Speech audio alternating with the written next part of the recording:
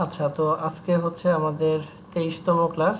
দেখতে দেখতে প্রায় আমরা একদম শেষের দিকে চলে আসছি। আমরা ফটোশপ সফটওয়্যারের কাজ শিখছি, পাশাপাশি হচ্ছে ইলাস্ট্রেটর সফটওয়্যার কাজ শিখলাম।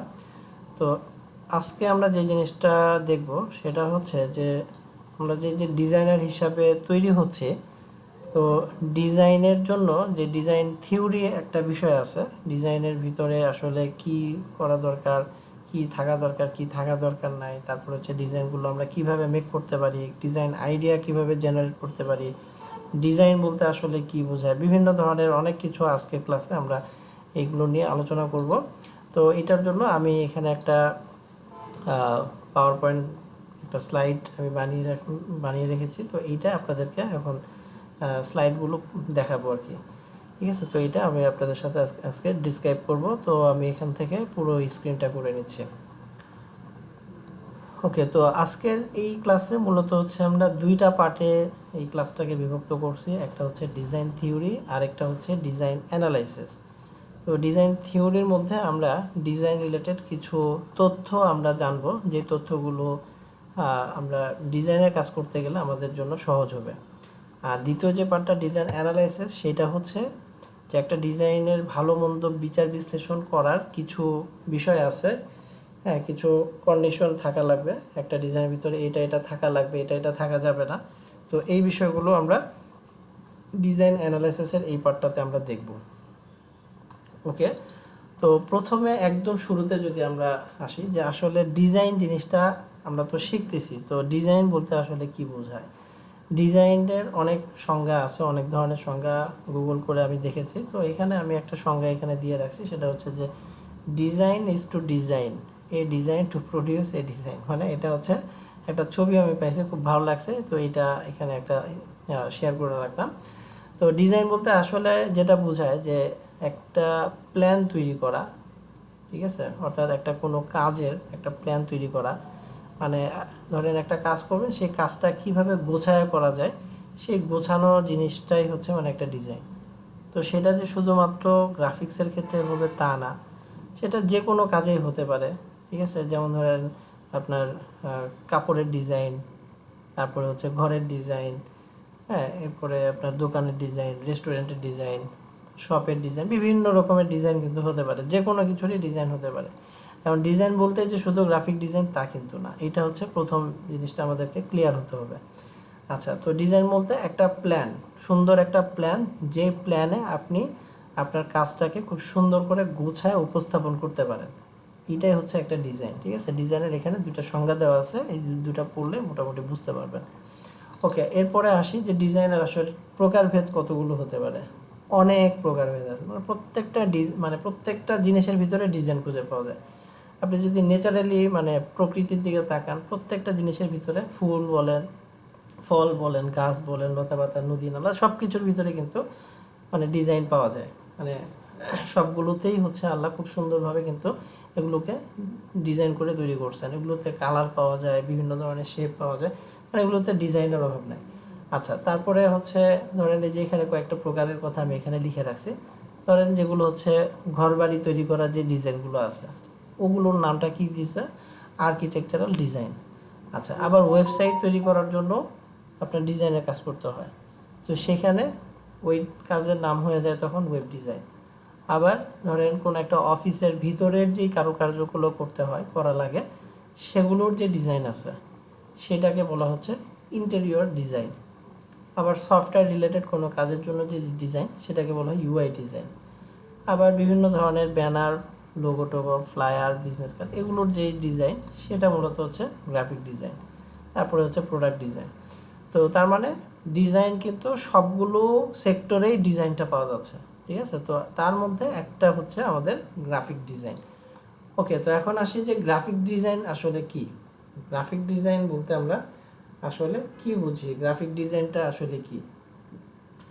তো গ্রাফিক ডিজাইনটা হচ্ছে একটা নন ভিজুয়াল জিনিসকে ভিজুয়ালাইজেশন করা, অর্থাৎ একটা অদৃশ্য কোনো একটা জিনিস যেটা আপনার মাথায় চিন্তার ভিতরে আছে বা ক্লায়েন্টের চিন্তার ভিতরে আছে, আপনাকে ক্লায়েন্ট ওই চিন্তাটা আপনার সাথে শেয়ার করতে পারে, বা আপনার মাথায় যে চিন্তাটা আছে সেইটাকে আপনি একটা দৃশ্যমান কোনো বস্তুতে আপনি সেটা পরিণত করবেন, ঠিক আছে? এমন একটা জিনিসকে বলা হচ্ছে গ্রাফিক ডিজাইন। তো এখানে খুব খুব সুন্দর করে একটা সংজ্ঞা দেওয়া আছে। তো এই সংজ্ঞাটা যদি আমরা একটু দেখি, যেমন গ্রাফিক ডিজাইন হচ্ছে একটা প্রসেস ভিজুয়াল কমিউনিকেশন, মানে একটা দৃশ্যমান কমিউনিকেশন, একটা যোগাযোগ স্থাপন করে। আচ্ছা, এবং আরও কি করে, একটা প্রবলেম সলভ করে, ঠিক আছে? মানে যে কোনো একটা প্রবলেম সলভ করে কিসের মাধ্যমে? টাইপোগ্রাফি, ফটোগ্রাফি, ইলাস্ট্রেশন, মানে টেক্সট, ছবি এবং বিভিন্ন শেপ বা ইলাস্ট্রেশনের মাধ্যমে। তো এটাকে আরেকটু সহজভাবে আমি যেটা বললাম যে গ্রাফিক ডিজাইন বলতে মূলত যেটা বোঝায় যে আমাদের যেই চিন্তার ভিতরে যেই আইডিয়াগুলো আছে সেই আইডিয়াগুলোকে মূলত হচ্ছে বাস্তবে রূপ দেওয়া। তো বাস্তবে আমরা রূপ দিব কিভাবে? এই সফটওয়্যারগুলোর সাহায্যে। তো এই সফটওয়্যারগুলোর সাহায্যে আমরা যখন একটা ডিজাইন করতেছি, সেটাই মূলত হচ্ছে গ্রাফিক ডিজাইন। এবং এই ডিজাইনগুলোর মাধ্যমে দুইটা কাজ হচ্ছে। কি কি কাজ? একটা কাজ হচ্ছে যে কমিউনিকেশন তৈরি করা যাচ্ছে, মানে এটা যোগাযোগের একটা মাধ্যম হচ্ছে, ঠিক আছে? যেমন ধরেন এই কাজটা, এখন বিফোর আফটার দ্বারা এই কাজটা যদি আমি আমার কোনো একটা সার্ভিসে আমি যদি দিয়ে রাখি, তাহলে এই কাজটা একটা যোগাযোগ স্থাপন করতেছে বায়ারের সাথে এবং আমার সাথে।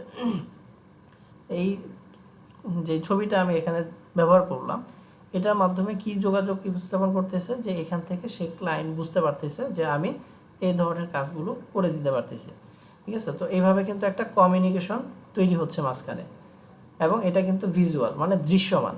যদি আমি এটা মানে শুধু লিখে দিতাম যে আমি ব্যাকগ্রাউন্ড রিমুভ করি, তাহলে কিন্তু কোন ধরনের ইমেজে ব্যাকগ্রাউন্ড রিমুভ করি বা কী ধরনের কাজ করতে পারি না পারি বা কোয়ালিটি কেমন আছে, সেটা কিন্তু ক্লায়েন্টকে দেখানো যাচ্ছে না, কারণ ওইটা আমার মাথায় আছে বা আমার কম্পিউটারে আছে।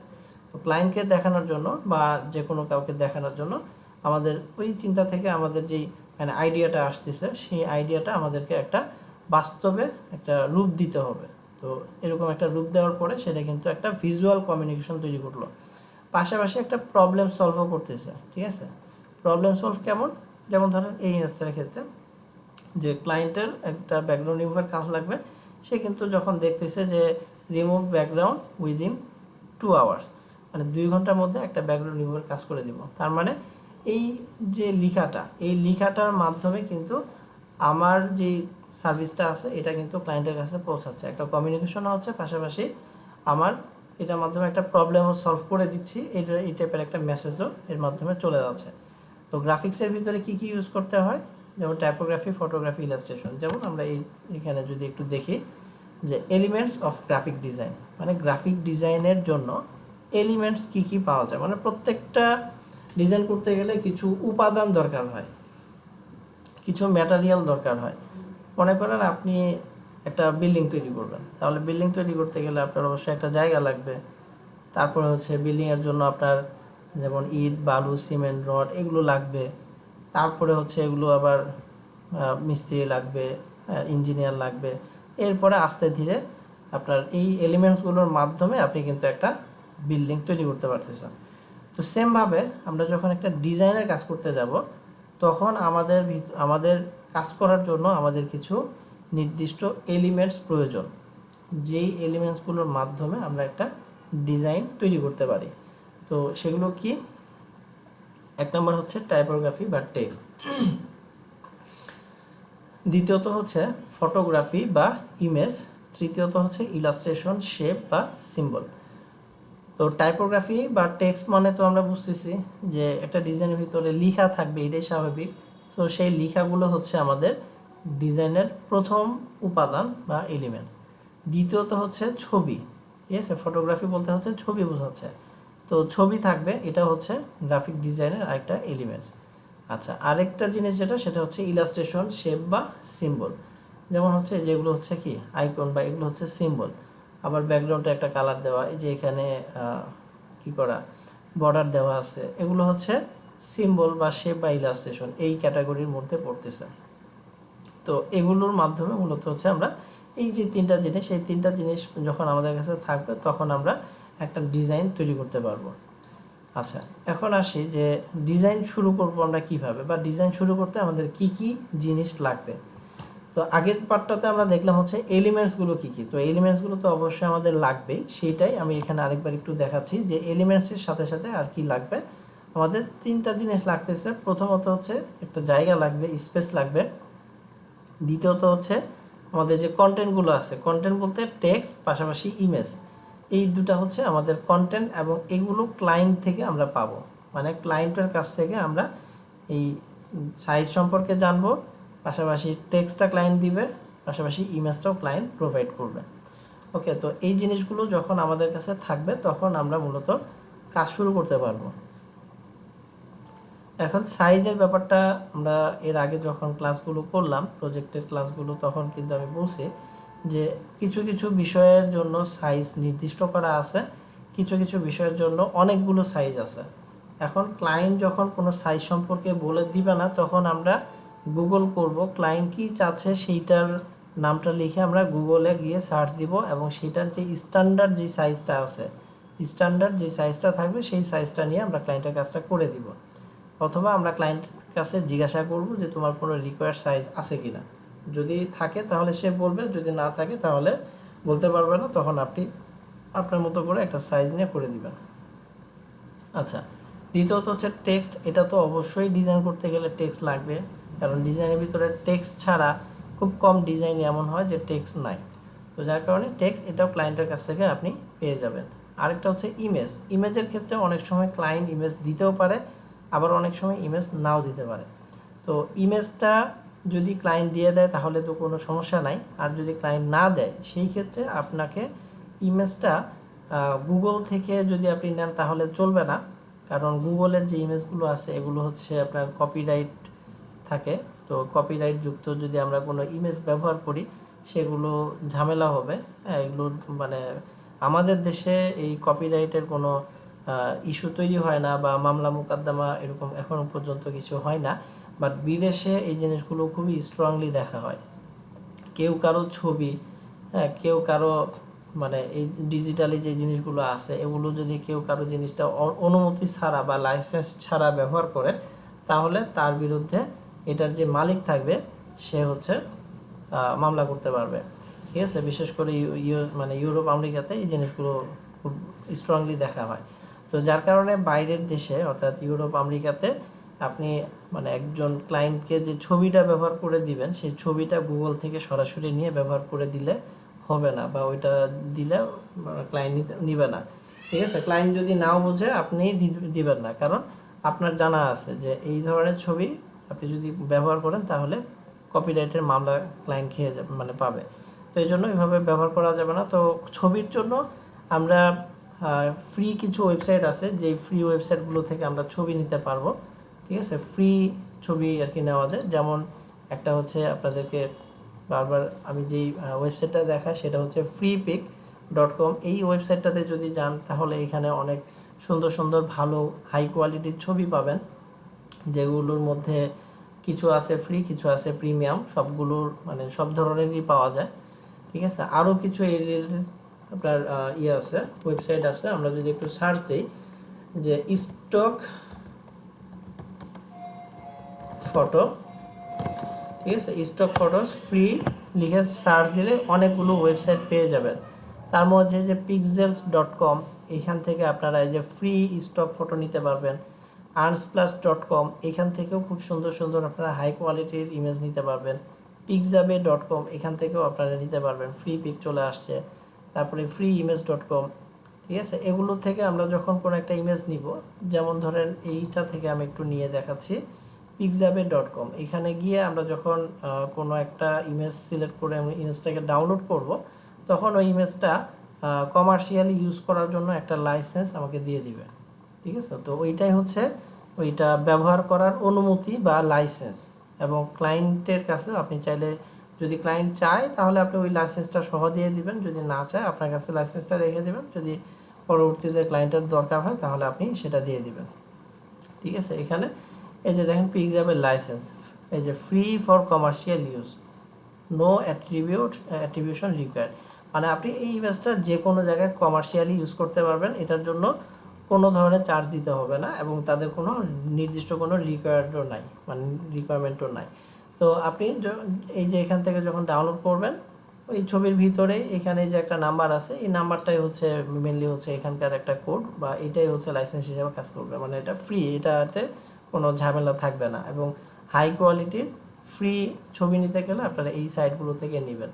এইখানে যে সাইটগুলোর নাম আসছে এই সাইটগুলোর আপনারা সেভ করে রাখবেন, ঠিক আছে? যে pixel.com, unsplash.com, pixabay.com, একটা হচ্ছে ফ্রি ইমেজটা আমি ব্যবহার করে দেখিনি, এই জন্য এটাতে বলতে পারতেছি না।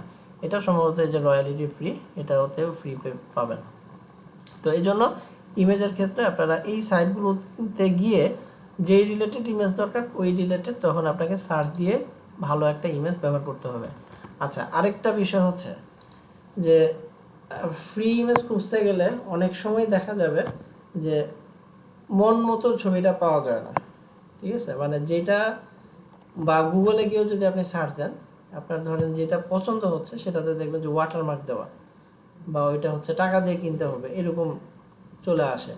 তো সেই ক্ষেত্রে মানে পুরো ওয়ার্ল্ডের মধ্যে সবচেয়ে আপনার স্টক ফটোর যে সবচেয়ে বড় যে ওয়েবসাইটটা সেটা হচ্ছে শাটারস্টক, ঠিক আছে? এই যে এখানে শাটারস্টক যদি আমি দেই তাহলে যে ফার্স্টে চলে আসবে shutterstock.com, একটা ওয়েবসাইট আছে। এই ওয়েবসাইটটা হচ্ছে আবার প্রিমিয়াম, এইখানে সব কিছু প্রিমিয়াম। এবং এইখানে আপনি দেখেন কত মিলিয়ন এখানে ইমেজ আছে, 400 মিলিয়ন প্লাস হচ্ছে ইমেজ আছে। ইমেজ, আর শুধু ইমেজ না, ভিডিও আছে, মিউজিক আছে, আরও অনেক কিছু আছে। তো এইখানে আসলে আপনি মন মতো ছবি পাবেন, মানে যেরকম ছবি আপনি চাচ্ছেন, মনে মনে খুঁজতেছেন, সব ধরনের ছবি এখানে পাবেন। তো এখন আপনার ডিজাইনের ক্ষেত্রে যদি ক্লায়েন্টের জন্য যে ছবিটা আপনি ইউজ করতে চাচ্ছেন সেটা যদি ফ্রিতে কোথাও ভালো না পান, তাহলে আপনারা এইখান থেকে একটা ছবি বাছাই করে নেবেন। যেমন ধরেন এটাতে আমি দিলাম, আর এখান থেকে যখন আমরা ছবিটা নিব তখন ছবির ভিতরে ওয়াটারমার্ক চলে আসবে। তো ওয়াটারমার্ক সহই আমরা ছবিটা ব্যবহার করব। এবং এটার যে লাইসেন্সটা আছে, মানে সরি লাইসেন্স না, এটার যে ইউআরএলটা আছে, ইউআরএলটা আমরা ক্লায়েন্টকে প্রোভাইড করব এবং বলে দেব যে এটা হচ্ছে প্রিমিয়াম একটা ছবি, আর এটা আমি তোমাকে মানে হাই কোয়ালিটির ছবিটা আমি দিতে পারবো না, তোমার যদি এই ছবিটা পছন্দ হয় তাহলে তুমি এই ছবিটা আমাকে কিনে দাও। মানে ক্লায়েন্টকেই আপনি এই জিনিসটাকে কিনে দিতে বলবেন। তো ক্লায়েন্টের কাছে এই ধরনের ওয়েবসাইটে তাদের সাবস্ক্রিপশন, মানে সাবস্ক্রাইব করা থাকে, তারা মান্থলি এগুলোতে পে করে বা ইয়ারলি পে করে, তাদের মানে বড় বড় যারা কোম্পানি আছে বা বিজনেসম্যান আছে তাদের এগুলোতে তাদের অ্যাকাউন্ট থাকে এবং তারা নিয়মিত এই সাইটগুলো থেকে ছবি আর কি তারা কিনে নেয়, ঠিক আছে? তো নেট স্লো খুব অল্প, মানে আস্তে ধীরে আসতেছে। যাই হোক, তো আপনারা একটু দেখে নেবেন, এখান থেকে ছবি আপনি মন মতো পাবেন। আর এখানকার ছবিগুলো আপনি জাস্ট রাইট মাউস ক্লিক করে সেভ ইমেজ দিলে এখানে ওয়াটারমার্ক সহ আসবে এবং লো কোয়ালিটির একটা ছবি পাবেন। তো এই ছবিটা আপনি আপনার ডিজাইনে ব্যবহার করে ক্লায়েন্টকে দেখানোর সময় বলে দিবেন যে এটা আসলে পেইড, মানে প্রিমিয়াম একটা ছবি, আমার কাছে এটার কোনো পেইড ভার্সন নাই, আমি এটা কিনে দিতে পারবো না, তুমি এটা আমাকে কিনে দাও। তখন ক্লায়েন্ট যদি রাজি থাকে তাহলে সে কিনে দিবে। তো এইভাবে হচ্ছে ছবির বিষয়টা আমাদেরকে মেনটেন্স করতে হবে। ওকে, তো যতটুকু বললাম এতটুকুই বুঝতে পারতেছেন সবাই? শুভ, তমা, শিলিয়াপু আছেন?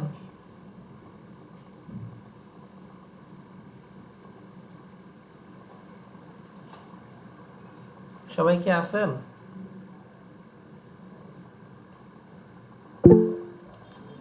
আচ্ছা, ঠিক আছে। জি ভাই আছি।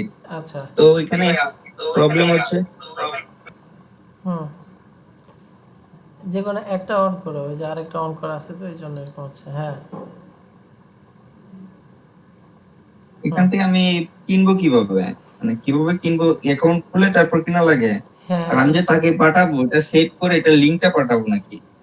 আচ্ছা, সেভ করে হ্যাঁ লিঙ্কটা পাঠিয়ে দিতে হবে। মানে ওইটার যে মেন লিঙ্কটা আছে যেখান থেকে তুমি ছবিটা নামাইছো সেই লিঙ্কটা পাঠিয়ে আমি দিতে সেভ হবে। ধরো যে এইটা আমি যদি সেভ করি, ধরো এটা লোড হচ্ছে, লোডটা কমপ্লিট হোক। সেভ করার সময় দেখা যাবে যে সেভ এটা করতে গেলে এই যে এই যে উপরে যে লিঙ্কটা আছে এই লিঙ্কটা আমি একটা তোমাকে ফটো পাঠাতে ধরেন হবে। গুগল থেকে সেভ করি, সেভ করলে এটা ডাব্লিউ ওয়াক কি জানে আসে, ওয়েব আসে 47। আচ্ছা, যদি এই যে শাটার স্টক থেকে নাও সেই ক্ষেত্রে এই যে এখন সেভ ইমেজ দিলে এই যে ওয়াটারমার্ক সহ দেখো শাটার স্টকের ওয়াটারমার্ক আসছে, এইটা সহ সেভ হবে, ঠিক আছে, এটা সহ সেভ হবে।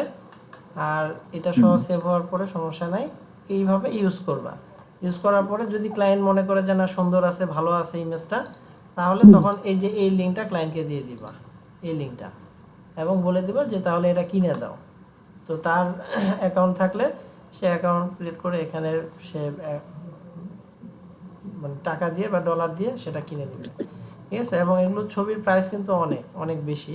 আর প্রাইসিংয়ে যদি যাই তাহলে দেখতে পাবা যে অনেকগুলো প্রাইস আছে তাদের।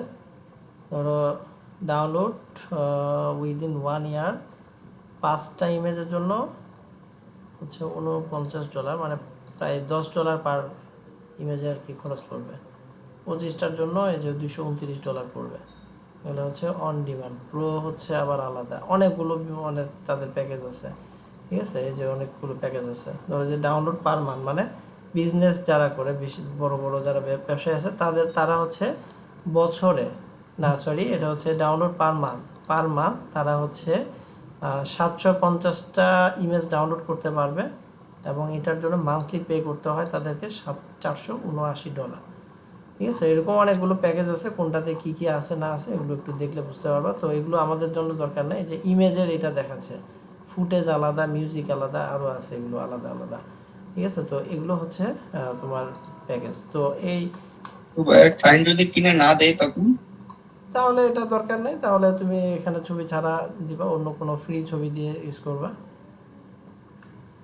মানে ছবিটা ক্লায়েন্টের পক্ষ থেকে দেওয়া ক্লায়েন্ট লাগবে। কি আমি ফুল ডিজাইনটা করে দেন এই ফুল ডিজাইনটা পাঠাবো, যে ডিজাইনটা হ্যাঁ, কেমন হচ্ছে দেখো, ছবিটা তোমার পছন্দ হয়েছে? ছবিটা, হ্যাঁ ছবিটা আপনি এই ওয়াটারমার্ক সহ ছবিটা ব্যবহার করে দেখাচ্ছেন, তারপরে যদি ক্লায়েন্ট চায় যে ঠিক আছে এটা ওকে, তাহলে সে কিনে দিবে। যদি বলে যে না আমি এটা ব্যবহার করতে পারবো না, তাহলে এটা আপনি বাদ দিয়ে দিবেন, অন্য কোনো ছবি ইউজ করে দিবেন। এখানে আমার একজন ক্লায়েন্টের একটা অ্যাকাউন্টে আমার লগ ইন করা ছিল, এই ল্যাপটপে না, কম্পিউটারে, মানে ডেস্কটপে আমার একটা অ্যাকাউন্টে লগ ইন করা ছিল, প্রিমিয়াম অ্যাকাউন্ট। এটার ইউজার নেম এখানে দেখাতে পারতেছি না, না এখানে নাই, ওই কম্পিউটার মানে ডেস্কটপে অ্যাকাউন্টে লগ ইন করা আছে। তো ডেস্কটপ থেকে নিলে ওটা দেখাতে পারতাম। তো আমার এক ক্লায়েন্টের জন্য আমাকে ওই তার ইউজার নেম পাসওয়ার্ড দিয়ে দিছে। সেক্ষেত্রে আমি শাটারস্টকে ঢুকে মানে ছবি পছন্দ করছি, তারপরে ছবিটা দেখালাম। তো ডাউনলোড করার আগেও ক্লায়েন্টকে আমি দেখাই নিছি যে এই ছবিটা আমি ব্যবহার করবো, এটা কি ঠিক আছে কিনা তোমার কাজের জন্য। তো যখন বললো যে হ্যাঁ ঠিক আছে, তারপরে আমি সেটা ডাউনলোড করতেছি, কারণ এখানে ছবিগুলো প্রত্যেকটা ছবি কিন্তু একটা অ্যামাউন্ট চার্জ কাটতেছে। তো যার কারণে যদি ছবিটা ইউজ না করতে পারে, তাহলে তো এটা কিনে আসলে টাকাটা নষ্ট, এবং তোমার দেখা যাচ্ছে যে লিমিটটাও শেষ হয়ে যাবে। ঠিক আছে, তো এই হচ্ছে মোটামুটি ইমেজের বিষয়টা। আচ্ছা, 1 মিনিট, একটু চার্জে লাগাই দিই।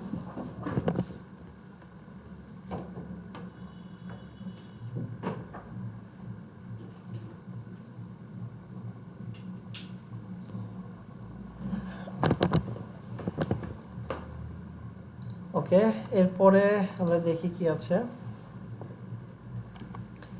আচ্ছা, এখন how to make a design. ঠিক আছে, এখন ডিজাইনটা আসলে আমরা কিভাবে তৈরি করব বা কিভাবে মেক করব। প্রথম আমরা যখন ডিজাইনের কাজ শিখি, তখন আমাদের সবারই একটাই প্রবলেম হয় যে ডিজাইনগুলো খুব সুন্দর হয় না, ভালো মানের হয় না, এবং বুঝতে পারি না যে আসলে কিভাবে ডিজাইনটা করতে হয় বা ডিজাইনটা কিভাবে করব।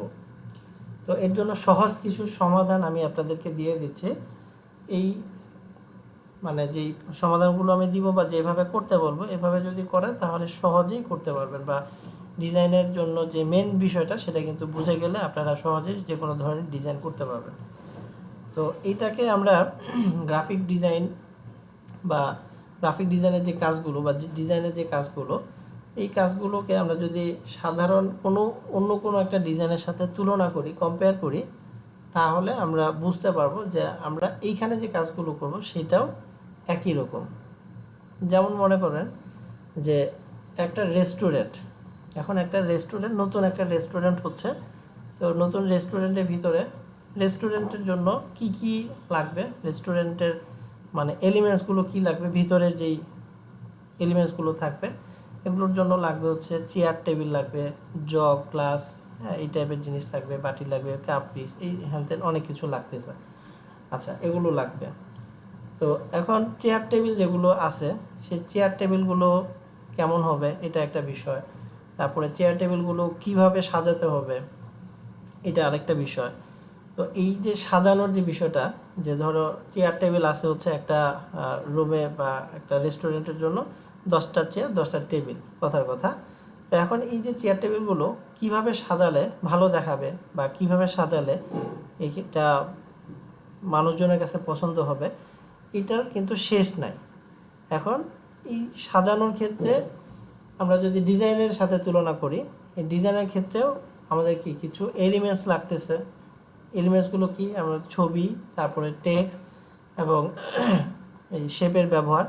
তো একই রকম ওই রেস্টুরেন্টে একটা ডিজাইন করতে গেলে আমরা বিভিন্নভাবে বিভিন্ন অ্যাঙ্গেলে বা বিভিন্ন জায়গায় এই চেয়ার টেবিলগুলো রেখে সাজায় দেখতে পারি। তো এরকমভাবে আমরা যখন একটা ডিজাইনের কাজ করতে যাব, যে কন্টেন্টগুলো থাকবে, যে এলিমেন্টসগুলো থাকবে, সেগুলোকেও আমাদের যে নির্দিষ্ট এরিয়া আছে, নির্দিষ্ট যে স্পেসটা আছে, ওই স্পেসের ভিতরে আমাদেরকে সাজাতে হবে। আর এই সাজাতে গিয়ে কোনো ধরাবাঁধা এরকম কোনো নিয়ম নাই যে এইটা এখানে রাখতে হবে, ওটা এখানে থাকতে হবে। আপনার মন মতো, যতক্ষণ না আপনার নিজের কাছে ভালো লাগবে ততক্ষণ আপনি এগুলোকে ডানে বামে উপরে নিচে এগুলোকে সাজাবেন। কোনোটা লিখা ছোট করবেন, কোনোটা লিখা বড় করবেন, কোনোটা কালার চেঞ্জ করবেন, ঠিক আছে, বিভিন্ন ধরনের শেপ নিয়ে আসবেন, এক একটা ছবি এক একভাবে আপনি উপস্থাপন করবেন। আপনার কাছে যতক্ষণ ভালো না লাগবে ততক্ষণ আপনি এই জিনিসটাকে সাজাতে থাকবেন। আরও সহজ করে যদি বলি, যেমন ধরেন একটা আপনার যে ঘরটা আছে, এই ঘরের ভিতরে আপনার খাট, চেয়ার টেবিল বা আলমারি বা শোকেস যা যা আছে, এগুলো কিন্তু আপনি মাঝে মধ্যে এগুলো কিন্তু চেঞ্জ করেন, ঠিক আছে। চেঞ্জটা কেন করতেছেন, যে এইভাবে হয়তো ভালো লাগতেছে না, আরেকভাবে একটু করে দেখি, তো ওইভাবে হয়তো বা কিছুদিন রাখলেন, আবার চেঞ্জ করেন। এই যে জিনিসগুলো চেঞ্জ করা যাচ্ছে বা চেঞ্জ করে করে বেটার একটা আউটপুট তৈরি করা যায়। তো গ্রাফিক ডিজাইনের ক্ষেত্রে একই নিয়ম, যে এখানেও আপনার যেই ইয়েগুলো থাকবে, ডিজাইনের যেই এলিমেন্টসগুলো থাকবে, কন্টেন্টগুলো থাকবে, এগুলোকে চেঞ্জ করে করে আপনার নিজের কাছে সুন্দর যতক্ষণ না লাগতেছে ততক্ষণ আপনাকে কাজ করতে হবে, ঠিক আছে। তো এই হচ্ছে মোটামুটি মেন একটা বিষয়। এই বিষয়টা যদি আপনি খেয়াল করতে পারেন তাহলে যে কোনো ধরনের ডিজাইনই কিন্তু আপনি করতে পারবেন। অর্থাৎ আমরা কিন্তু সবগুলো ডিজাইনের কাজ করিনি।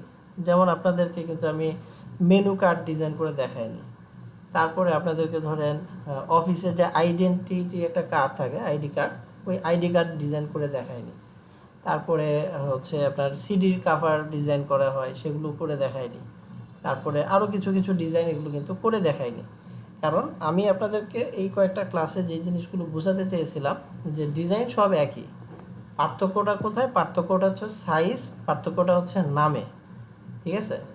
আর ভিতরের যে এলিমেন্টসগুলো, ওগুলো কিন্তু সবগুলোতেই একই, সবগুলোতেই ইমেজ ব্যবহার করা হচ্ছে, সবগুলোতেই টেক্সট ব্যবহার করা হচ্ছে, সবগুলোতে আমরা আমাদের মতো করে শেপ ব্যবহার করতে পারতেছি। শেপ ব্যবহার করার ক্ষেত্রে কিন্তু নির্দিষ্ট কোনো ধরাবাঁধা নিয়ম নাই যে এটা সার্কেল করা লাগবে, এটা হচ্ছে রেক্টেঙ্গেল করা লাগবে বা এটা গোল করা লাগবে, এরকম কোনো কিছু নাই, ঠিক আছে। তো এই হচ্ছে মূলত বিষয়। তো এখানে আচ্ছা, তো এই জিনিসটা কি বুঝতে পারছেন সবাই, যে ডিজাইন করার জন্য আসলে আমরা যে কোনো ধরনের ডিজাইনই করতে পারবো, শুধু আমাদের কন্টেন্টগুলো লাগবে এবং ওইটার যে স্পেসটা, যে সাইজটা, সেটা সম্পর্কে আমাদের জানা লাগবে। এইটা জানলে আমরা কিন্তু এই ধরনের ডিজাইনগুলো খুব সহজেই করতে পারবো। যে কোনো ডিজাইনই আপনার কাছে দেখতে কেন আপনি কিন্তু করতে পারবেন। আচ্ছা, এখন ডিজাইন করার জন্য আমাদের আইডিয়ার প্রয়োজন হয়। আইডিয়া আমরা নতুন অবস্থায় আইডিয়া খুঁজে পাই না বা আইডিয়া মাথায় আসে না। তো তার জন্য যেটা করবেন, যে গুগলে গিয়ে সার্চ করবেন। তো আপনি যদি 10টা ডিজাইন দেখেন একটা জিনিসের জন্য, তো 10টা ডিজাইন দেখে আপনার মাথায় কিন্তু একটা ডিজাইন তৈরি হয়ে যাবে। আর তাও যদি না হয়, আপনি একটা ডিজাইনকে আপনি 100% কপি করে যদি কাজ করেন, সেক্ষেত্রেও কিন্তু প্রবলেম নাই। কারণ ভিতরের যে লেখা আছে, যে লোগো আছে, তারপরে কালার থাকবে, এগুলো কিন্তু চেঞ্জ হয়ে যাবে। মনে করেন ক্লায়েন্ট আপনাকে একটা ভিজিটিং কার্ড করতে দিছে, এখন ভিজিটিং কার্ডের জন্য আপনার মাথায় কোনো আইডিয়া আসতেছে না, তাহলে আপনি কি করবেন, আপনি গুগলে গিয়ে বা অন্য যে কোনো একটা মার্কেট প্লেসে গিয়ে আপনি ভিজিটিং কার্ডটিকে সার্চ করলেন, অন্যদের ভিজিটিং কার্ডগুলো দেখলেন, দেখার পরে যে কোনো একটা ডিজাইন আপনার কাছে পছন্দ হলো, ওই ডিজাইনটা আপনি সেম টু সেম বানালেন। বানানোর পরে এখন এটার ভিতরে যে লেখা আছে, লোগো আছে, তো গুগলে যেই ছবিটা পাইছেন সেটার লেখা আর লোগোটা তো আলাদা, আপনার যে লোগো ক্লায়েন্ট দিচ্ছে সেটা কিন্তু আলাদা, তাহলে কিন্তু এখানে 100% কপি হচ্ছে না।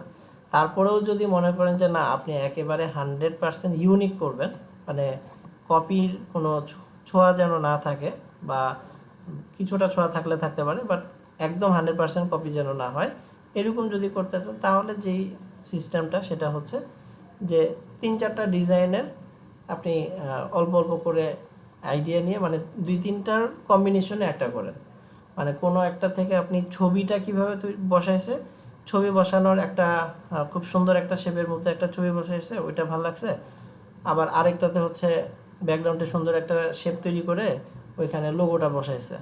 তো একটা থেকে আপনি ব্যাকগ্রাউন্ডের ওই শেপের ডিজাইনটা নিলেন, আরেকটা থেকে ছবি ব্যবহার করার ডিজাইনটা নিলেন, তাহলে কিন্তু আপনার ডিজাইনটা নতুন ইউনিক হয়ে গেল। তো এইভাবে আসলে গুগল করে আমাদেরকে ডিজাইনের আইডিয়া নিতে হবে, ঠিক আছে? ডিজাইনের আইডিয়ার জন্য গুগলে সার্চ দিলে আপনি হাজার হাজার ডিজাইন পাবেন, হাজার হাজার মানে খুব সুন্দর সুন্দর ডিজাইন পাবেন, এগুলো দেখে আমাদেরকে ডিজাইনের আইডিয়া নিতে হবে। আর সার্চ করার জন্য গুগলে গিয়ে সার্চটা কীভাবে করবেন, সার্চটা করবেন একদম নির্দিষ্ট আপনার যে রিলেটেড কাজ দিচ্ছে ওই রিলেটেড কিওয়ার্ড লিখে সার্চ দিবেন। যেমন বিজনেস কার্ড, বিজনেস কার্ডের আবার অনেকগুলো ক্যাটাগরি হতে পারে, যেমন কর্পোরেট অফিসের জন্য একরকম বিজনেস কার্ড হয়, ফটোগ্রাফার যারা আছে তাদের ক্ষেত্রে বিজনেস কার্ডের ডিজাইনটা একটু ডিফারেন্ট হয়, তারপরে রেন্ট কারের যারা বিজনেস করে তাদের জন্য কেমন বিজনেস কার্ড হয় সেটা আপনি লিখে সার্চ দিতে পারেন, রেন্ট কার বিজনেস কার্ড। আবার রেস্টুরেন্টের জন্য কেমন বিজনেস কার্ড হয় সেটার জন্য আপনি রেস্টুরেন্ট বিজনেস কার্ড লিখে সার্চ দিতে পারেন। এইভাবে মানে বিজনেস কার্ডের আগে আপনার ওই ক্যাটাগরিটা বা ইন্ডাস্ট্রিটা কি সেটা আপনি উল্লেখ করে দিলেন। তো ওইটা কীভাবে বুঝবেন, ক্লায়েন্ট যখন আপনাকে বলবে তখন এগুলোর শব্দ মানে সে অটোমেটিক বলে দিবে। সে বলে দিতে পারে যে আমার হচ্ছে একটা নতুন আমি শপ করতেছি, তো সেটার জন্য, তাহলে আপনি সেটা বুঝতে পারবেন শপের জন্য লাগবে। আবার সে বলে দিতে পারে যে আমার হচ্ছে একটা কর্পোরেট অফিস আছে তার জন্য লাগবে, তো সেক্ষেত্রে আপনি কিন্তু এই যে কিওয়ার্ডগুলো এগুলো কিন্তু আপনি পেয়ে যাবেন। তো ওই কিওয়ার্ডগুলো সহ শুধু বিজনেস কার্ড লিখলে আপনার কিন্তু সব ধরনেরই বিজনেস কার্ড সামনে আসবে, কিন্তু নির্দিষ্ট ওই ক্যাটাগরির বিজনেস কার্ডগুলো কেমন হয় তাহলে ওই ক্যাটাগরির নাম সহ আপনাকে দিতে হবে। সেম শুধু বিজনেস কার্ড দিয়ে আমি এখানে এক্সাম্পল দিছি, শুধু বিজনেস কার্ড না, আপনি এখানে ফ্লায়ার দিতে পারেন, এখানে ব্রোশিয়ার দিতে পারেন, এখানে লেটার হেড দিতে পারেন, এখানে আপনার আরও যেই ডিজাইনগুলো আছে পোস্ট কার্ড দিতে পারেন, পোস্টার দিতে পারেন, সব কিছু আপনি ওই এই সিস্টেমে সার্চটা করবেন, ঠিক আছে? মানে আপনার কাজের নাম, তার আগে হচ্ছে ওই ইন্ডাস্ট্রির নাম বা ক্যাটাগরিটার নাম, এভাবে দিয়ে যখন আপনি সার্চ করবেন আইডিয়া পাবেন, ওই আইডিয়া থেকে আপনার ক্লায়েন্টের জন্য একটা ডিজাইন করে দিতে পারেন। ওকে, তো এখানে আমরা অনেকগুলো গ্রাফিক ডিজাইনের যেই কাজগুলো হয় সাধারণত সেই কাজগুলোর অনেকগুলো নাম আমরা দেখব, যেমন হচ্ছে লোগো ডিজাইন, বিজনেস কার্ড, এগুলো আমরা করছি, ফ্লায়ার করছি, ব্যানার করছি, এই যে ইনভেলপটা করা হয় নাই, তো ইনভেলপ প্যাকেজ এই জিনিসগুলো করা হয় নাই। তো তারপরে এগুলো করতে পারবেন, কারণ ডিজাইনের মেন জিনিসটা আপনার জানা আছে যে সাইজ, তারপরে পাশাপাশি হচ্ছে এই কন্টেন্টগুলো থাকলেই কাজগুলো করতে পারবেন। বুক কভার ডিজাইন করছি, টি শার্ট, লেভেল, ব্রোশিয়ার, ম্যাগাজিনটাও করা হয় না, এগুলো পারবেন, ঠিক আছে? আর না পারলেও কি আছে, গুগলে আছে, গুগলে গিয়ে যদি আপনি সার্চ দেন ওইখান থেকে আইডিয়া পেয়ে আপনি কাজ করতে পারবেন। ওকে, তো আমরা অনেকগুলো বিষয় দেখলাম এতক্ষণ, আমরা গ্রাফিক ডিজাইন রিলেটেড যে বিষয়গুলো ছিল এগুলো আমরা দেখার চেষ্টা করলাম। এখন কালার সম্পর্কে কিছু আইডিয়া দেওয়ার চেষ্টা করতেছি। কালার, যেই কালারগুলো আমরা ফটোশপ বা ইলাস্ট্রেটরে ব্যবহার করি, কালারগুলোর ভিতরে মেনলি হচ্ছে 12টা কালার থাকে, ঠিক আছে? যে এখানে একটা কালার হুইল দেখতে পাচ্ছেন, এই কালার হুইলের ভিতরে মূলত হচ্ছে 12টা কালার আছে, ঠিক আছে? যে 12টা কালার, এই 12টা কালার হচ্ছে আপনার, এই 12টা কালার দিয়ে মূলত কালার হুইল তৈরি করে একটা, এই যেরকম একটা চাকা তৈরি করে। আর এইটা অনেক আগে, যে 1706 সালে সম্ভবত, বা এটার একটা হিস্টোরি এখানে আর কি দেওয়া, যে এটা কবে আবিষ্কার হয়েছে এখানকার কিছু লেখা আছে, এগুলো পরবর্তীতে পড়ে নিয়ে। তো এই যে কালারগুলোকে তারা কয়েকটা ভাগে আবার বিভক্ত করছে। যেমন আমাদের প্রাইমারি কালার হচ্ছে তিনটা, মানে কালার হুইলের ভিতরে প্রাইমারি কালার হচ্ছে তিনটা।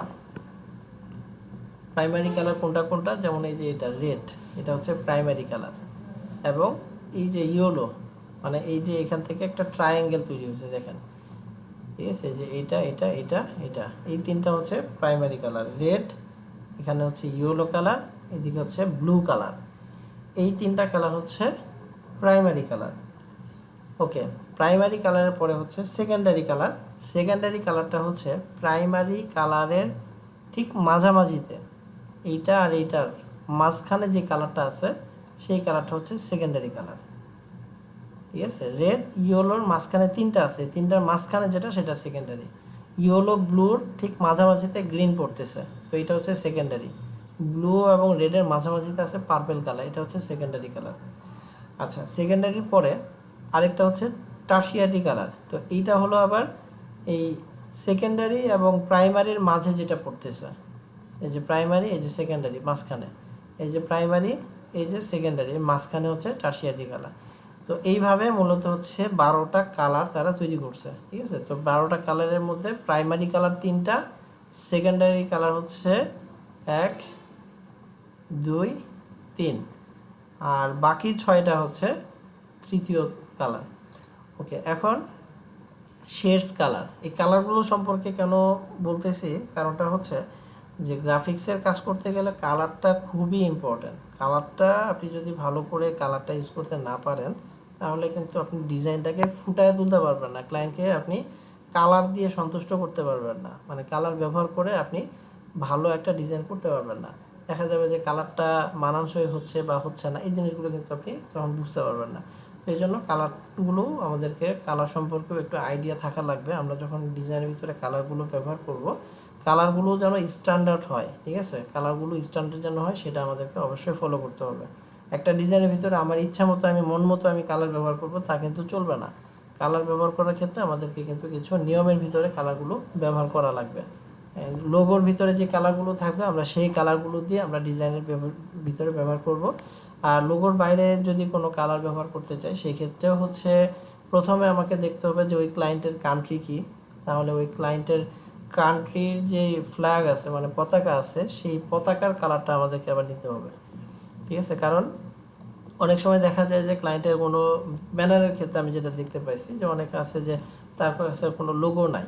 তো লোগো না থাকলে আসলে এখন ব্যানারের জন্য কন্টেন্ট দিয়ে দিচ্ছে, এখন ব্যানারটা আমি তাহলে কি কালার দিয়ে করব, ঠিক আছে। তো তখন আমি দেখি যে ক্লায়েন্টের কান্ট্রি কি, কান্ট্রির ফ্ল্যাগের কালার কি, ওই কালার থেকে আমি যখন কালার দিয়ে দিই তখন কিন্তু এটা চলে। বাংলাদেশের কথা যদি চিন্তা করেন, বেশিরভাগ ক্ষেত্রে বেশিরভাগ ব্যানার ট্যানারের, মানে যেগুলো লোকালি একদম লোকাল পর্যায়ে যেই কাজগুলো হয়, সেগুলোতে লাল সবুজ এই দুটার পরিমাণ কিন্তু বেশি থাকে। এরকম প্রত্যেকটা দেশে তাদের নিজস্ব যে পতাকা আছে, পতাকার যে কালার আছে, ওই কালারগুলো ওই দেশের মানুষদের জন্য হচ্ছে বেশি হেল্পফুল বা ওইটা বেশি ইউজ করা হয়। তো এই জন্য কালারগুলো আমাদেরকে একটু ভালো করে ব্যবহার করা লাগবে। আচ্ছা, এখন এখানে শেড কালারটা কি সেটা একটু দেখাই। শেড কালারটা হচ্ছে মেন যে কালারটা থাকবে সেই কালারটা থেকে হচ্ছে আপনার গাঢ় হতে থাকবে, অর্থাৎ একটু ওই কালারের যদি আমরা একটু মানে ডার্কনেসটা তৈরি করি, তাহলে যে কালারগুলো তৈরি হবে সেটা হচ্ছে যেরকম, যেমন শেড এখানে দেখেন বেস কালার, মানে মেন কালারের সাথে ব্ল্যাকটা ইউজ করা হয়েছে, তাহলে কালারটা এইভাবে আস্তে আস্তে ব্ল্যাক হয়ে যাবে। মেন কালারের সাথে হচ্ছে গ্রে কালারটা ইউজ করলে এরকম হয়ে যাচ্ছে, হালকা হচ্ছে। আরেকটা হচ্ছে টিন, মানে শেডস টনস, আরেকটা হচ্ছে টিনস বলে। তো টিনসটা হচ্ছে যে বেস কালারের সাথে হোয়াইটটা যদি যুক্ত করা হয় তাহলে কেমন হবে। এই যে এইখানকার এই তিনটা কিন্তু একই, এগুলোর সাথে এগুলোতে একটাতে হচ্ছে ব্ল্যাক, একটাতে হচ্ছে গ্রে কালার, একটাতে হচ্ছে হোয়াইট কালার ব্যবহার করা। তো হোয়াইট কালার ব্যবহার করলে আস্তে আস্তে যেরকম শেড হয়ে যাচ্ছে। এখন মনে করেন যে আপনার যে লোগোটা আছে, লোগোতে ধরেন একটা কালারই আছে, কিন্তু আপনি ওই একটা কালার দিয়ে এখন চাচ্ছেন যে মানে একটা কালার দিয়ে কিভাবে আপনি ফুটাবেন বুঝতে পারতেছেন না। তো সেই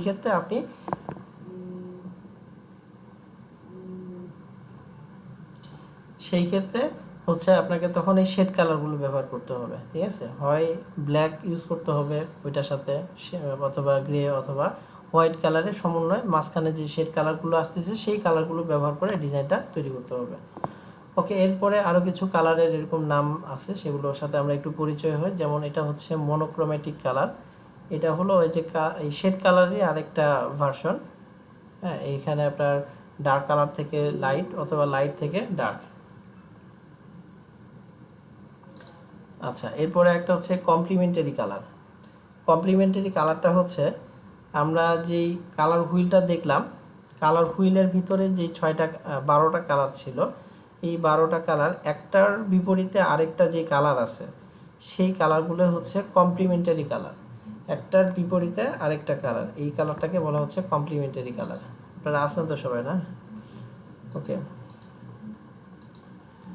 তো অনেক সময় ডিজাইনে আপনার কালার ফুটানোর জন্য, ঠিক আছে, কমপ্লিমেন্টারি কালারগুলো ব্যবহার করা লাগে।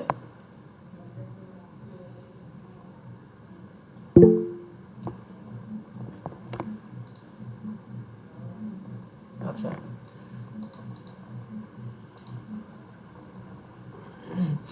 তো কমপ্লিমেন্টারি কালার হচ্ছে যে একটার বিপরীতে আরেকটা যে কালার পাবো সেইটাকে বলা হচ্ছে কমপ্লিমেন্টারি কালার, এবং এই কালারগুলো হচ্ছে একটার সাথে আরেকটা মানে আপনার কন্ট্রাস্টটা অনেক বেশি হয়, অর্থাৎ ফুটে ভালো। ঠিক আছে, তো এইভাবে আমরা এইখান থেকে কালারগুলো নিতে পারি। আরেকটা হচ্ছে ট্রায়াডিক কালার বলে। ট্রায়াডিক কালারটা হচ্ছে ওই যে কালার হুইল আছে, ওই কালার হুইলের উপরে যদি একটা ট্রায়াঙ্গেল বসানো হয়, তাহলে যেই 3টা কালারের উপরে ট্রায়াঙ্গেলটা থাকবে সেই 3টা কালারকে বলা হচ্ছে ট্রায়াডিক কালার। মানে কালার ম্যাচিং করার জন্য একটার সাথে আরেকটা কোন কালার ব্যবহার করবেন, ঠিক আছে, একটার সাথে একটা করলেই কি যে ভালো হবে তা কিন্তু না, মানে ফোটার একটা বিষয় আছে। ব্যাকগ্রাউন্ডের একটা কালার আছে, তার উপরে আরেকটা কালার দিলেন। যেমন ধরেন যে ইয়েলো কালার, ইয়েলোর উপরে যদি আমি সাদা কালারের একটা লেখা লিখি, এটা কিন্তু বোঝা যায় না, দেখা যাবে না, বা এটা স্পষ্টভাবে বোঝা যাবে না। তো এরকম একটা ব্যাপার আছে যে কোনটার সাথে কোনটা যাবে কোনটা যাবে না, এই জিনিসগুলো আপনাকে প্র্যাকটিস করতে করতে বুঝতে হবে। আর তার জন্য আপনারা এই কালারগুলো ব্যবহার করবেন, যেমন ট্রায়াডিক কালারটা ব্যবহার করতে পারেন, তারপরে কমপ্লিমেন্টারি কালারটা ব্যবহার করতে পারেন। কমপ্লিমেন্টারি গিয়ে যে একটা এই কালারটা ব্যবহার করলেন, এটার সাথে তাহলে এই কালারটা ব্যবহার করেন। ঠিক আছে, আবার যদি ট্রায়াডিক কালার ব্যবহার করতে যাচ্ছেন, সেক্ষেত্রে আপনি ধরেন এই এই কালারটা ব্যবহার করলেন, এটার সাথে এইটা এবং এই এখানকার এই কালারগুলো ব্যবহার করলেন। তো এইভাবে এই কালারগুলো ব্যবহার করা যায়। আরেকটা বলা হচ্ছে স্প্লিট কমপ্লিমেন্টারি কালার। তো ট্রায়াঙ্গেলই, তবে এটার আবার এই টাইপের একটা ট্রায়াঙ্গেল। আচ্ছা, আরেকটা রেক্ট্যাঙ্গেল কালার, অর্থাৎ একটা রেক্ট্যাঙ্গেল বসালে যেই কালারগুলো আসে ওই কালারটাকে বলা হচ্ছে রেক্ট্যাঙ্গেল কালার। স্কোয়ার কালার এই সিস্টেমে হয়। আর অ্যানালগ ভাইয়া কালার। একটা প্রশ্ন ছিল, হ্যাঁ, বলো।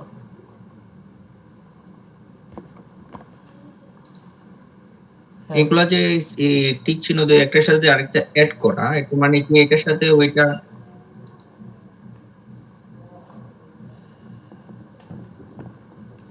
এখানে বিষয়টা হচ্ছে যে কালারের নামের সাথে আমরা একটু পরিচয় হচ্ছে। মানে কালারের নাম বলতে মানে তোমার গ্রাফিক্সের ভাষায় এইখানে যে কালারগুলো যে সিস্টেমে ব্যবহার হয়, সেই সিস্টেমের যেই নামগুলো আছে সেগুলোর সাথে আর কি একটু পরিচয় হচ্ছে আমরা। বুঝতে পারছো শুভ? এরকম কোনো কিছু কি আছে যে এইটার সাথে এই কালারটা অ্যাড করলে এটা ভালো দেখাবে, এরকম কোনো সার্কেল আছে?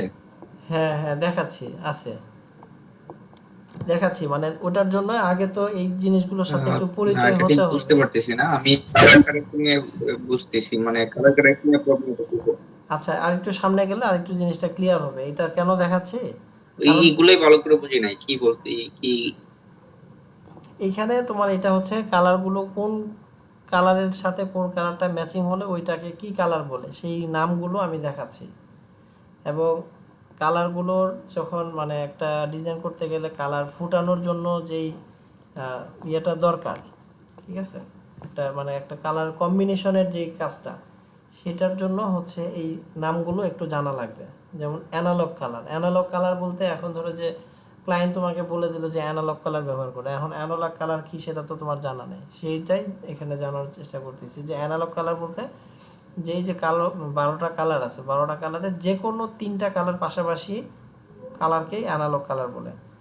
এখন ধরো যে তুমি একটা ডিজাইনে এই 3টা কালার ব্যবহার করবা, মানে অ্যানালগ কালার ব্যবহার করতে বলছে, তাহলে মেন কালারের সাথে হচ্ছে পরবর্তী যে 2টা কালার থাকবে ওই 2টা কালার হচ্ছে, মানে ওই 3টাই হচ্ছে তোমার অ্যানালগ কালার। তো এইভাবে হচ্ছে এগুলো নামের সাথে আমরা একটু পরিচয় হলাম, ঠিক আছে। এগুলো হচ্ছে এক একটা সিস্টেমের নাম আর কি। তো এখন এই যে কালারগুলো, এগুলো আমরা খুব সহজে কোথায় থেকে পাবো বা কিভাবে এই জিনিসগুলো আমরা বের করে আমরা আমাদের কাজে ইউজ করতে পারবো, তার জন্য আমি এখানে 3টা ওয়েবসাইটের নাম দিয়ে দিছি। তো এই ওয়েবসাইটগুলো থেকে আমরা কালারগুলোকে খুব সুন্দর করে বের করতে পারবো। যেমন ধরো আমি এটাতে একটু যাচ্ছি, colorhex.com, আরেকটা হচ্ছে sessionedu.color calculator, তারপরে কালার অ্যাডোবের একটা আছে। যেমন এই সাইটটাতে একটু যাই।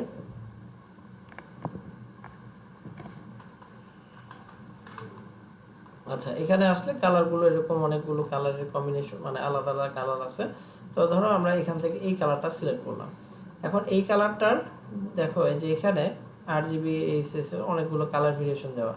ওকে, এই যে দেখো শেড কালার, ঠিক আছে, শেড কালার। এখানে শেড কালার হচ্ছে তোমার এই ব্ল্যাকটা ইউজ করছে, ঠিক আছে। এই যে মেন কালারের সাথে আস্তে আস্তে আস্তে ডার্ক কালার হতে হতে ব্ল্যাক হয়ে গেছে। টিন কালার, টিনটা কোনটা? ওই যে সাদা ইউজ করলে ওইটাকে বলা হচ্ছে টিন। তাহলে টিন কালারটা আমরা পাচ্ছি, সেটা হচ্ছে এই মেন কালারের সাথে সাদা কালার ব্যবহার করলে আস্তে আস্তে এই যে এরকম কালারের একটা স্টেপ তৈরি হচ্ছে। এখন তোমার একটা মেন কালার তো একটা থাকবে, ওই কালারের সাথে তুমি এখন অন্য কোন কালারটা ইউজ করলে তোমার ডিজাইনটা ফুটবে বা অন্য কি কি কালার তুমি ইউজ করতে পারো সেটার সাজেশন একটা এখান থেকে পাবা, ঠিক আছে। তো শেড কালার ইউজ করতে চাইলে শেড কালারগুলো তুমি যেগুলো নিয়ে নাও, এই যেগুলো হচ্ছে কালারের কোড, এখান থেকে কালার কোডগুলো তুমি নিয়ে নিতে পারবা, ঠিক আছে। টিন কালার যদি ব্যবহার করতে চাও তাহলে টিন কালারটা এখান থেকে নিয়ে ব্যবহার করতে পারবা। আবার এখানে নিচে আসলে দেখো, আচ্ছা পার্সেন্টেজ অফ কালার দরকার নেই, সিএমওকে পার্সেন্টেজ। এই যে ট্রায়াডিক কালার, এখন ট্রায়াডিক কালার তোমাকে আর ওই হুইল বানানো লাগবে না, হুইলের উপরে ট্রায়াঙ্গেল বসে কোন 3টা কালার আসে সেটাও তোমার বের করা লাগবে না, ওরা এখানে বের করে দিয়ে রাখছে, ঠিক আছে। এই যে ট্রায়াডিক কালার বলতে কি বোঝালাম, যে কালার হুইলের ভিতরে একটা ট্রায়াঙ্গেল রাখলে যেই 3টা কালারের উপর আমার ট্রায়াঙ্গেলটা পড়বে সেই 3টা কালার হচ্ছে ট্রায়াডিক কালার। তো এখন আমরা সহজে কিন্তু ট্রায়াডিক কালারটা এখান থেকে পেয়ে যাচ্ছি। অ্যানালগ কালার কোনটা? যেই কালার মেন কালার ওটার পরবর্তী যে 2টা কালার আছে ওই 3টা কালার মিলে হচ্ছে অ্যানালগ কালার তৈরি হচ্ছে। মনোক্রোমাটিক কালার, সেটাও আমরা কিন্তু দেখলাম ওই শেড কালারের মতোই। একটা হচ্ছে কমপ্লিমেন্টারি কালার, ওইটা কি ছিল? একটার বিপরীতে আরেকটা, ওই কালার হুইলের 12টা কালারের একটার বিপরীতে আরেকটা যে কালার পাচ্ছি সেটা হচ্ছে কমপ্লিমেন্টারি কালার, মানে এই কালারের সাথে এটার বিপরীতে আছে এই কালারটা, ঠিক আছে। তো এই যে জিনিসগুলো এখানে দেওয়া আছে, এখান থেকে আমরা কিন্তু সহজে এই ট্রায়াডিক কালার, অ্যানালগ কালার বা মনোক্রোমেটিক বা কমপ্লিমেন্টারি কালারগুলোর আইডিয়া পাচ্ছি, এবং কালারের সমন্বয়ে যে শেডগুলো তৈরি করা হচ্ছে সেগুলো আমরা এখান থেকে পাচ্ছি, ঠিক আছে। পরেরটাতে যদি আসি, এটাতেও এক একটাতে এক একভাবে দেওয়া, সবগুলোতে মোটামুটি এই জিনিসগুলো আর কি সেম পাওয়া যায়।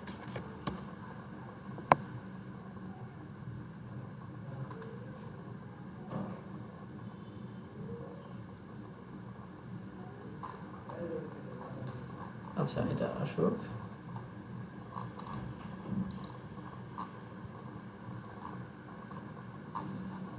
ঠিক আছে, একটু লোডিং হতে সময় লাগতেছে। তো এইটাও হচ্ছে ওই আগেরটার মতোই আরেকটা ওয়েবসাইট, এখান থেকেও আমরা কালারগুলোকে এভাবে বের করতে পারবো।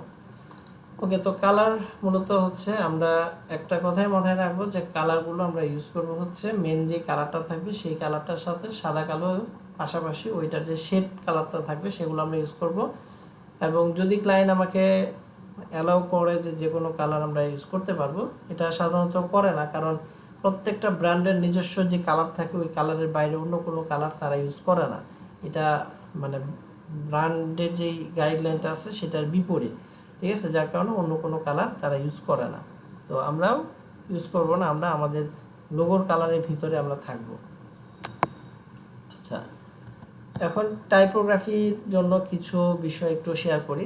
অর্থাৎ টেক্সটগুলো আমরা যেই ব্যবহার করব আমাদের ব্যানার বলেন বা আমাদের ডিজাইনের ভিতরে যে টেক্সটগুলো ব্যবহার করব, এই টেক্সটগুলো কোন টেক্সটটার সাথে কোন টেক্সটটা দিলে ভালো দেখাবে সেটার জন্য আমরা একটা ওয়েবসাইটকে ফলো করব, সেটার নাম হচ্ছে fontpair.co, ঠিক আছে। এই ওয়েবসাইটটা, এটা আমি একটু আপনাদেরকে নিয়ে দেখাচ্ছি।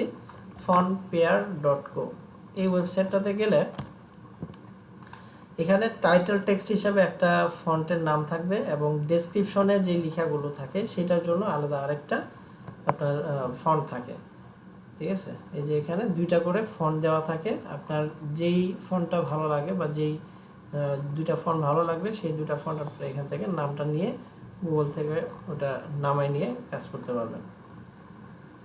আচ্ছা, লোড হচ্ছে, লোডটা কমপ্লিট হলে দেখাতে পারবো।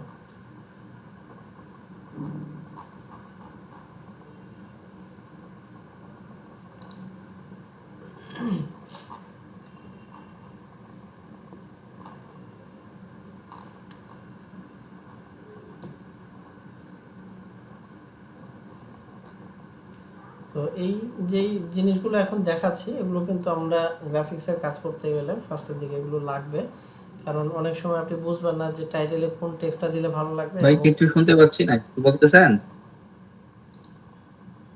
হ্যাঁ,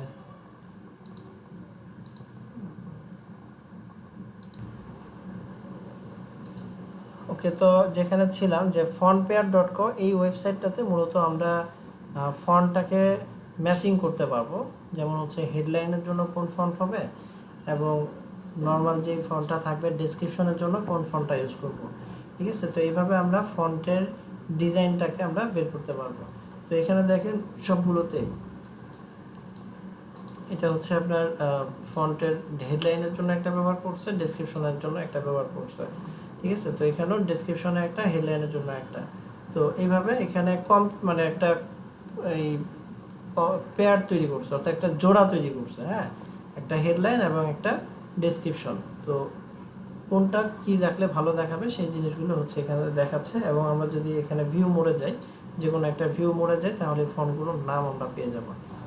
তো ফন্টের নাম হচ্ছে এই যে এটা পপিন, যেমন এই ফন্টটাই হচ্ছে এখানে পপিন দিছে এবং এখানে হচ্ছে রেগুলারটা ব্যবহার করা, এবং ডাউনলোড ফন্ট এবং ওই ফন্ট ডাউনলোড করার লিঙ্ক সহ এখানে দিয়ে দিবে। এবং মোর ফন্ট পেয়ারিং, অর্থাৎ আরও কিছু জোড়া এখানে দিয়ে দিচ্ছে ওইটা ওই রকম রিলেটেড। তো এখান থেকে মূলত হচ্ছে এগুলো হচ্ছে ফন্টের নাম, এই ফন্টের নাম হচ্ছে এগুলো পেয়ে যাচ্ছে এবং ফন্ট ডাউনলোড করার জন্য একটা লিঙ্কও দিয়ে দিচ্ছে। তো ফন্ট ম্যাচিংয়ের জন্য, অর্থাৎ ফন্টের কোনটার সাথে কোনটা ম্যাচিং হবে এই ধরনের আইডিয়ার জন্য আমরা এই fontpair.co এই ওয়েবসাইটটা আমরা দেখতে পাবো, বা এই ওয়েবসাইটটা ভিজিট করে আমরা আমাদের এই কাজটা করে নিতে পারবো। ওকে, এখন আমরা পরবর্তীতে যে বিষয়টা ছিল ডিজাইন অ্যানালাইসিস, সেইটা আমরা এখন দেখব। তো ডিজাইন অ্যানালাইসিস করার জন্য কয়েকটা বিষয় আছে, যে বিষয়গুলো হচ্ছে আমাদেরকে জানতে হবে, যে বিষয়গুলোর উপরে ডিপেন্ড করে আমরা একটা ডিজাইনকে ভালো মন্দ বিচার বিশ্লেষণ করতে পারি। তার মধ্যে এক নম্বর হচ্ছে যে সাবজেক্ট, দ্বিতীয়ত হচ্ছে space, typography, image, colour, alignment বা ইমোশন। তো প্রত্যেকটা জিনিস আমরা একটু ছবির সাহায্যে দেখি। যেমন প্রথমত হচ্ছে আমাদের প্রত্যেকটা ডিজাইনের ভিতরে মেন একটা সাবজেক্ট থাকে। তো আমাদের কাজ হচ্ছে সেই সাবজেক্টটাকে হাইলাইট করা। একজন ডিজাইনার হিসাবে আপনার দায়িত্ব থাকবে ওই সাবজেক্টটাকে ফোকাস করা, স্পষ্ট করে তুলে ধরা। ঠিক আছে, তো এখন একজন ক্লায়েন্ট যখন আপনাকে একটা কাজ দিবে, সে কিন্তু বলে দিবে না যে আমার এই কাজের ভিতরে বা এই ডিজাইনের ভিতরে এই কথাটা সাবজেক্ট হিসাবে থাকবে। তো এটা বলেও দিতেও পারে, আবার নাও বলে দিতে পারে। তো আপনাকে কিন্তু বুঝে নিতে হবে যে এখানকার মেন সাবজেক্টটা কী, এবং সেই সাবজেক্টটাকে আপনাকে যে কোনোভাবে এটাকে হাইলাইট করতে হবে। তো এখানে যে ডিজাইনটা আমরা দেখতে পাচ্ছি, এই ডিজাইনের দিকে একবার তাকালেই কিন্তু আমরা এটার যে মেন সাবজেক্ট সেটা কিন্তু আমরা বুঝতে পারবো। যেমন এখানে 1000 মিনিট বোনাস, এই জিনিসটার দিকে কিন্তু প্রথমেই চোখ পড়বে এবং সাথে সাথেই এটার মেন মেসেজটা আমরা পেয়ে যাচ্ছি। তো এরকমভাবে আমাদেরকে মানে যে মেন যেই তথ্যটা থাকবে এটা কিন্তু আমাদের ডিজাইনের মাধ্যমে প্রকাশ করতে হবে, বা যেভাবে হোক সেটাকে হাইলাইট করে দিতে হবে। যদি এমন হয় যে পুরো ডিজাইনটা দেখার পরে আমাকে সাবজেক্টটা খুঁজে বের করতে হবে বা সাবজেক্টটা বুঝতে হবে, তাহলে আসলে ভালো ডিজাইন হিসেবে সেটা কিন্তু গ্রহণযোগ্য হবে না। দেখতে ভালো হলেই যে সেটা ভালো ডিজাইন সেটা কিন্তু না। কারণ অনেক ডিজাইন আছে, আপনারা আশেপাশে খেয়াল করলে দেখতে পাবেন অনেক ব্যানার আছে বা অনেক পোস্টার পাবেন, যেগুলো হচ্ছে পুরাটা পড়ার পরে আপনি তখন বুঝবেন যে ও আচ্ছা এইটা হচ্ছে সাবজেক্ট। তো এই ধরনের যদি কোনো ব্যানার আপনার চোখে পড়ে, তাহলে ওইটাকে ফার্স্টেই আপনি ব্যাড ডিজাইন হিসেবে ধরে নেবেন। আর এখন থেকে কিন্তু আপনাদেরকে এই অ্যানালাইসিসটা করতে হবে। ঠিক আছে, এখন আপনারা ডিজাইনের কাজ মোটামুটি শিখে গেছেন। তো এই জন্য ডিজাইন নিয়ে এখন যখন যেই ডিজাইনটাই আপনার সামনে আসবে, সেই ডিজাইনটাকে আপনাকে দেখতে হবে যে এই ডিজাইনটার ভিতরে সাবজেক্টটা স্পষ্ট আছে কি না।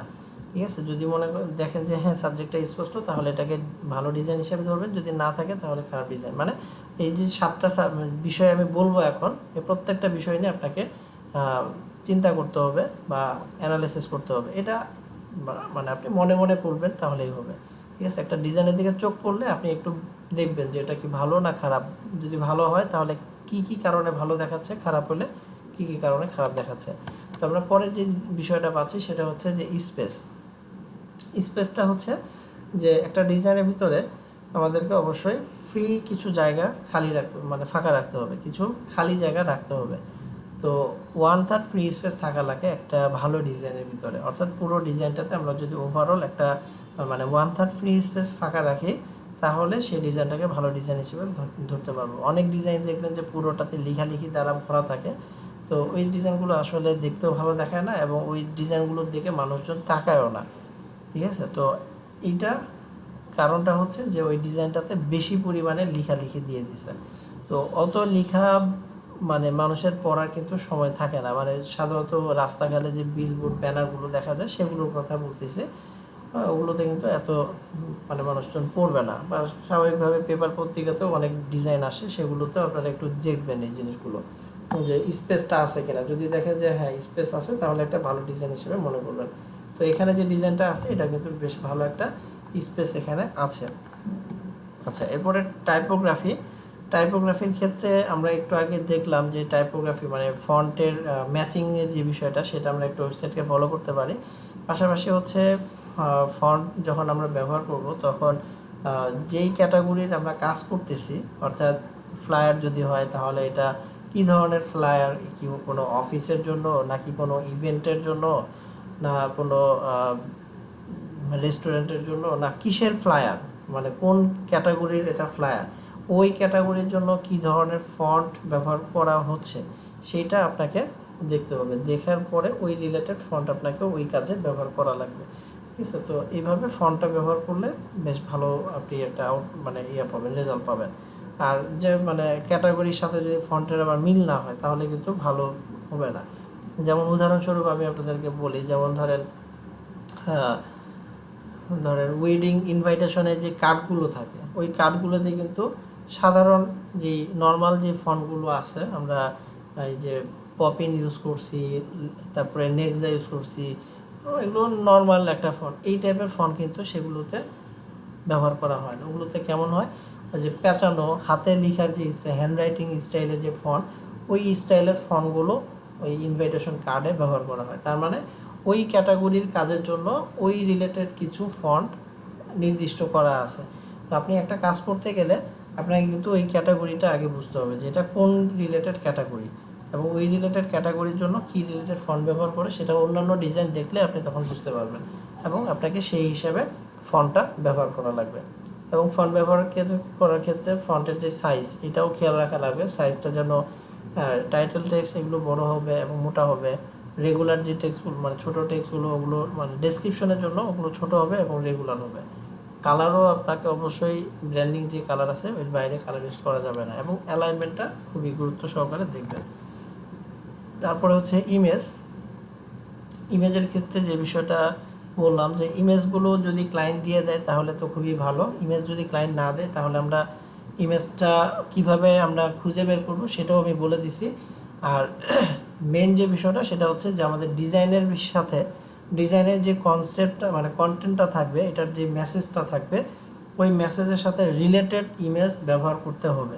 যদি রিলেটেড ইমেজ না হয় তাহলে ডিজাইন যতই সুন্দর হোক বা ছবিটা যতই সুন্দর হোক, ওইটা ভালো ডিজাইন হিসেবে কিন্তু ধরা যাবে না। এই জন্য কন্টেন্টের সাথে রিলেটেড ইমেজ ইউজ করতে হবে।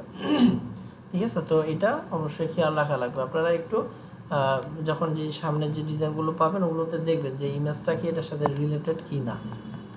আচ্ছা, এরপরে আরেকটা হচ্ছে যে কালার ব্র্যান্ডিং, অর্থাৎ কালারটা অবশ্যই বারবারই একটা কথা আমি বলে আসছি যে ব্র্যান্ডিং কালারটা আমরা ইউজ করব। ঠিক আছে, ব্র্যান্ডিং কালার কোনটা, লোগোতে যে কালারটা থাকবে ওটা হচ্ছে ব্র্যান্ডিং কালার। এবং এখানে একটু দেখেন ভালো করে যে এই পুরো ডিজাইনের ভিতরে এই হরলিক্সের যেই কালারটা আছে ব্লু কালার, ডার্ক ব্লু, ওই কালারটাই পুরোটাতে ইউজ করা। পাশাপাশি এখানে সাদার মধ্যেও হালকা করে ওই কালারটা ব্যবহার করা আছে, এবং দেখেন এই যে শেড কালার, অর্থাৎ একটা কালার দিয়েও যদি আপনি ডিজাইন করতে চান তারপরেও সুন্দর ডিজাইন করতে পারবেন, অনেকগুলো শেপ তৈরি করতে পারবেন। তো অনেকগুলো শেপ যদি একই কালারের হয় তাহলে তো আর বোঝা যাবে না, তখন কি করবেন, ওই কালারে মেন কালার থেকে শেড কালারটা তৈরি করে কালার ব্যবহার করবেন। তো এই যে শেড কালারের একটা উদাহরণ কিন্তু আপনারা পেয়ে গেলেন, ঠিক আছে, যেটা মেন কালার, এর থেকে আর একটু হালকা, ওর থেকে আরও একটু হালকা কালার। তো যার কারণে এই যেরকম একটা সুন্দর একটা ডিজাইন তৈরি হয়ে গেল। তো এইভাবে কালার আমরা অবশ্যই ব্র্যান্ডিং কালারটা ইউজ করব এবং ওই কালার দিয়ে দরকার হলে শেড তৈরি করব, বা আরও কিছু কালার, হালকা কালার বা ডার্ক কালার, ওগুলো ব্যবহার করতে পারি, বাট বাইরের কালার আমরা ইউজ করতে পারবো না। তবে এই যে এই টাইপের কোনো ট্যাগ যদি থাকে, হ্যাঁ, যেটাকে একটু আলাদা করে একটু হাইলাইট করা লাগবে, সেই ক্ষেত্রে আপনি একটু রেড কালার এটা ব্যবহার করতে পারেন, হালকা পাতলা, মানে বিশেষ করে এই যে এক্সক্লুসিভ লেখা থাকে, নিউ লেখা থাকে, এই টাইপের যে ওয়ার্ডগুলো লেখা থাকে, বা ডিসকাউন্ট, ঠিক আছে, ওগুলোর জন্য আপনি এই ধরনের কালারগুলো ব্যবহার করতে পারবেন, সেটা সমস্যা নেই। কিন্তু পুরো মানে মেন যেই বিষয়টা, মানে মেন ডিজাইনের ভিতরে আপনার ওই কালারগুলো নিয়ে আসা যাবে না, অন্য কালার। আচ্ছা, এরপরে অ্যালাইনমেন্টটা এটা, এই যে বারবার আপনি এই যে যাদের ডিজাইনগুলোতে ভুল ধরতেছি, এই ভুলটা কিন্তু আমি অ্যালাইনমেন্টেরই ভুল ধরি, আর অন্য কোনো ভুল কিন্তু আমি ধরি নাই। কারণ অ্যালাইনমেন্টটাই হচ্ছে ডিজাইনের মেন একটা বিষয়। এই ডিজাইন ভিতরে অ্যালাইনমেন্টটা যদি ঠিক না থাকে তাহলে ওইটা আপনার ভালো ডিজাইন হিসেবে কিন্তু ধরা যাবে না। তো অ্যালাইনমেন্টের উপরে ডিপেন্ড করবে আপনার ডিজাইনটা কতটা সুন্দর, কতটা অসুন্দর, ঠিক আছে, কতটা ভালো, কতটা খারাপ, অ্যালাইনমেন্টই আপনাকে বলে দিবে। তো অবশ্যই অ্যালাইনমেন্টটা যেন সিকোয়েন্সটা ঠিক থাকে, কোনটার পরে কোনটা, এই জিনিসটা যেন মেনটেন করা হয়। এমন না হয় যে একদিকে টাইটেল থাকলো, আরেক দিকে হচ্ছে ডিসক্রিপশন থাকলো, মানে এইদিকেও একটা ডিসক্রিপশন, এইদিকেও একটা ডিসক্রিপশন, তাহলে এখন মানে হেডলাইনের পরে কোনটা পড়বে, একজন কাস্টমার যখন এই ডিজাইনটা দেখবে তখন সে যেন সিরিয়ালি একটার পরে একটা লিখা পড়তে পারে। এইভাবে আপনাকে অ্যালাইনমেন্টটা ঠিক রাখা লাগবে, পাশাপাশি মানে সিকোয়েন্সটা ঠিক রাখা লাগবে, এবং লাইনের যে গ্যাপ, তারপরে অ্যালাইন যে সোজা রাখার যে বিষয়টা, সেটাও কিন্তু ঠিক রাখা লাগবে, ঠিক আছে। তো অ্যালাইনমেন্টটা যদি ঠিক না থাকে তাহলে কিন্তু ডিজাইনটা ভালো ডিজাইন হিসেবে ধরা যাবে না। তো এই জন্য লেফট করলে লেফট অ্যালাইন, রাইট করলে রাইট অ্যালাইন, যেদিকে অ্যালাইন করেন না কেন লাইনটা সোজা রাখা লাগবে। আর লাস্ট যে বিষয়টা ছিল ইমোশন বা ফিলিংস, এটার মানেটা হচ্ছে যে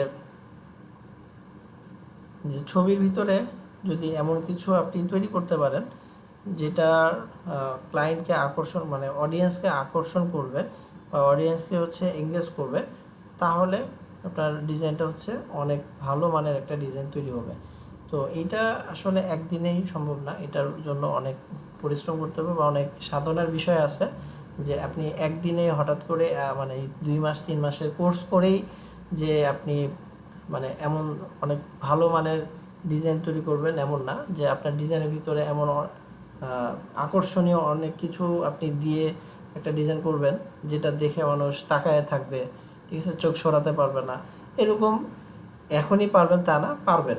তো এটার জন্য একটু সময় দিয়ে আপনাকে কাজ করতে হবে, পরিশ্রম করতে হবে, তাহলে একটা সময় গিয়ে কিন্তু আপনি এত সুন্দর সুন্দর আপনার মাথায় কনসেপ্ট আসবে বা ডিজাইনের আইডিয়া আসবে, যে ডিজাইনগুলো করার পরে মানুষ কিন্তু ওই ডিজাইনগুলোর দিকে মানে অনেকক্ষণ ধরে তাকায় থাকতে পারে, বা ডিজাইনটা কীভাবে করছেন এটা নিয়ে আশ্চর্য হতে পারে, ঠিক আছে, ভাবনার মধ্যে পড়ে যেতে পারে।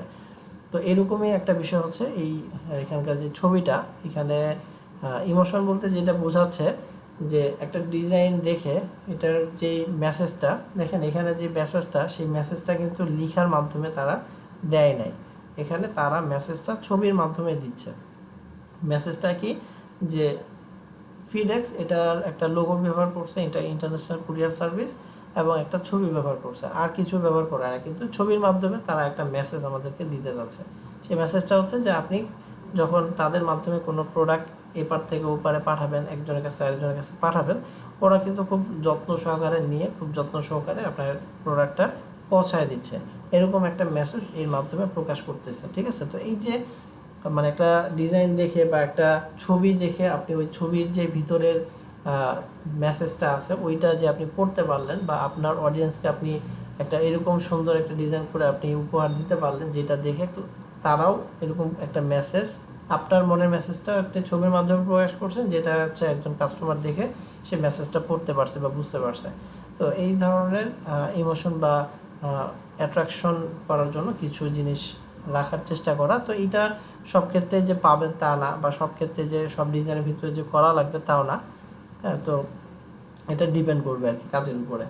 তো যাই হোক, এখানে 7টা বিষয় নিয়ে আলোচনা করলাম। এই 7টা বিষয় আপনারা মনে রাখার চেষ্টা করুন। প্রত্যেকটা যখনই আপনার সামনে যে ডিজাইনটা আসবে, ডিজাইনের ভিতরে ফার্স্টেই দেখবেন যে সাবজেক্টটা স্পষ্ট আছে কিনা, দ্বিতীয়ত দেখবেন হচ্ছে যে স্পেস আছে কিনা, যে ফাঁকা জায়গা আছে কিনা, তারপরে দেখবেন যে ক্যাটাগরির সাথে টাইপোগ্রাফিটার ম্যাচিং হয় কিনা, ইমেজটা কন্টেন্টের সাথে রিলেটেড কিনা, কালারটা কি লোগোর কালার ব্যবহার করছে না এর বাইরে কালার ব্যবহার করছে, এবং অ্যালাইনমেন্টটা ঠিক আছে কিনা।